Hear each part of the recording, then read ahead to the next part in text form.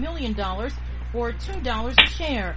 The Federal Reserve and the U.S. government quickly approved the all-stock deal, showing the urgency of completing it before world markets opened.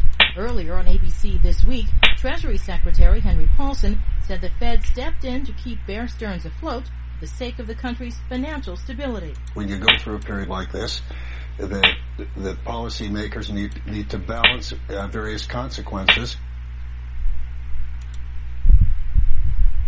8. There's been a lot of bad economic news lately. We're paying more for gas and food, home prices are dropping, more homes are heading toward foreclosure, and employers are laying off workers.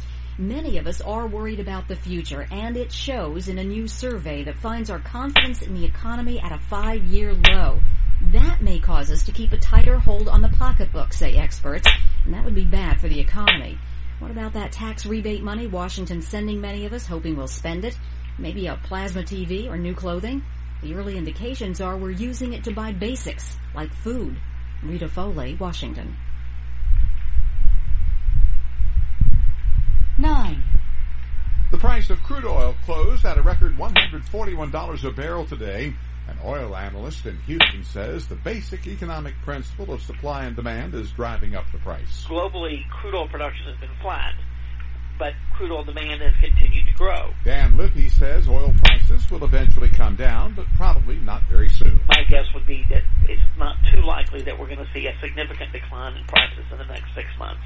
But in the next 5 years, we will. 10. High gas prices are kicking bicycle sales into high gear. Bike dealers say they're seeing customers dusting off their old two-wheelers or buying new ones. A spokesman for the Washington, D.C.-based League of American Bicyclists says there's a definite increase in people riding bikes. He says it's due to a mixture of things, but escalating fuel prices is one of them. The National Bicycle Dealers Association says bike shops across the country are reporting strong sales so far this year. 11. The next president will inherit an estimated record budget deficit of $482 billion. The White House budget director blames it on the sagging economy and those economic stimulus payments. The budget deficit for the next 2 years will be higher before it begins declining and reaches surplus in 2012. 12. A global financial giant is brought to its knees. Lehman Brothers says it intends to file for Chapter 11 bankruptcy. Bank of America is taking over Merrill Lynch, all linked to a real estate mess that's having ripple effects around the world. AP's Tim Raths reports former Federal Reserve Chairman Alan Greenspan says the government faces tough choices. In an interview on ABC's This Week, Greenspan cautioned there could come a time that the government will have to stop protecting financial institutions that could fail. He says the biggest drag on the economy is the housing and credit crunch. It will continue to be a corrosive force until the price of homes in the United States stabilizes. Financial experts around the world are worried that Lehman's collapse will further stagger markets and undercut confidence in the U.S. financial system. Tim McGuire, Washington. The Federal Reserve announced several steps to cope with the credit crisis. Those steps include broadening the types of assets that investment banks can put up to obtain emergency loans from the Fed. AP's Martin Krutzinger reports the Fed is trying to keep Wall Street calm on Monday. That is the hope of Federal Reserve Chairman Bernanke and Treasury Secretary Paulson, that the government will be seen as standing there as a protection for the financial firms. 13. The government is expected to announce an $85 billion bailout of the huge insurer AIG. That's according to people with knowledge of the talks tonight. Speculation that the troubled insurer might come up with the deal triggered a rally today on Wall Street. Alan Valdez, chief trader at Hilliard Lyons, says the stock market needs AIG to function. They're the biggest insurer of bonds, so without them, the credit markets just totally seize up. It has ramifications right across the board. 14. More wailing on Wall Street. The Dow lost another 450 points today amid investor concerns about the nation's economy. Sam Stovall, the chief investment strategist at Standard & Poor's, was surprised to see the stock market fall so hard again. I thought that with the Fed coming in and bailing out AIG, in a sense blinking, that I thought that the most recent calamity had been averted, and as a result we would probably see a knee-jerk reaction to the upside. But possibly we ended up getting that upside yesterday afternoon. 15. Details of a Wall Street rescue package are being worked out between Congress and the Bush administration. The Bush administration is insisting Congress must move quickly to approve what one lawmaker calls the mother of all bailouts, a $700 billion proposal to buy a mountain of bad mortgage debt in an effort to unfreeze the nation's credit markets. Congressional leaders endorsed the plan's main thrust, saying passage might occur in a matter of days.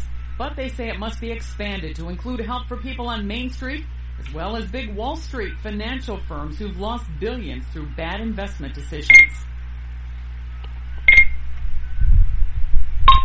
16. I think people need to settle in, recognize what happened today, not just the vote that happened today, but how the markets reacted to today and what could happen tomorrow and the succeeding days. But Senate Banking Committee Chairman Christopher Dodd says lawmakers on both sides are in a tough spot. This is not an easy vote. We don't need to conduct polls.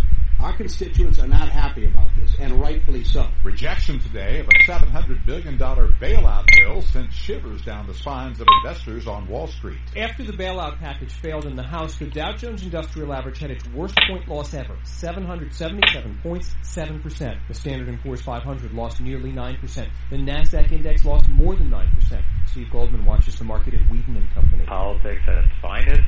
Everybody's pointing fingers. Treasury bond yields continued to fall and gold prices rose as investors fled stocks for investments deemed safe. The Dow decline was almost 100 points more than the previous record of 684, set the first day of trading after 9/11. 17. One trader in the Far East says investors are gripped by fear. The Nikkei index in Tokyo down 10%, the Hang Seng in Hong Kong off by 8. Similar losses reported in South Korea, Shanghai, Singapore, and Australia.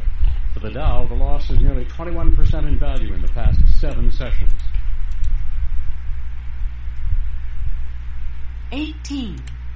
The federal government is getting into the banking business. President Bush says $250 billion out of the $700 billion rescue plan will be used to buy stock in the nation's banks. He says the FDIC will also temporarily insure accounts held by millions of small business owners. By insuring every dollar in these accounts, we will give small business owners peace of mind. An economic analyst, Steve Clemens, says the move should unclog the stalled credit system. We've got a bunch of guarantees from the government, a lot of liquidity being pumped into this, and I think we'll see some stabilization in accounts as well. 19. Wall Street took some gloomy economic news in stride today. The government reports the economy shrank in the third quarter and consumer spending dropped by the biggest amount in 28 years. But stock prices rose at the opening.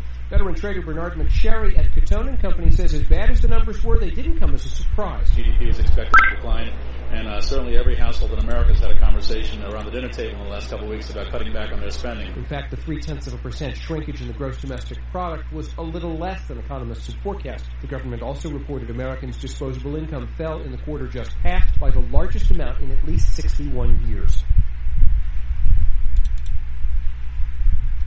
20. Auto sales numbers don't look good.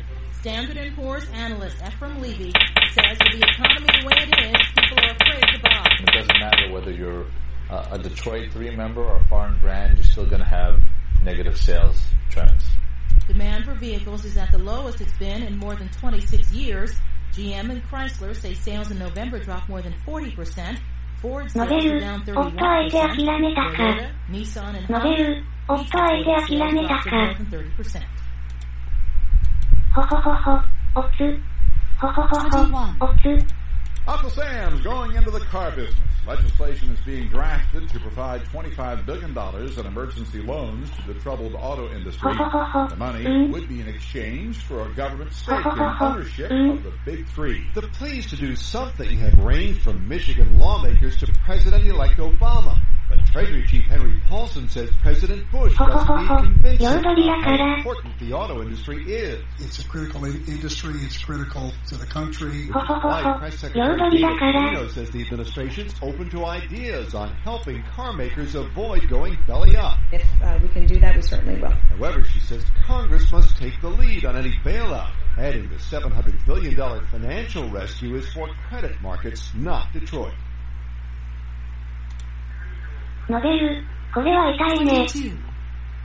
Top execs from the Big Three automakers went to the House today to beg for $25 billion in financial aid. Republican Congressman Patrick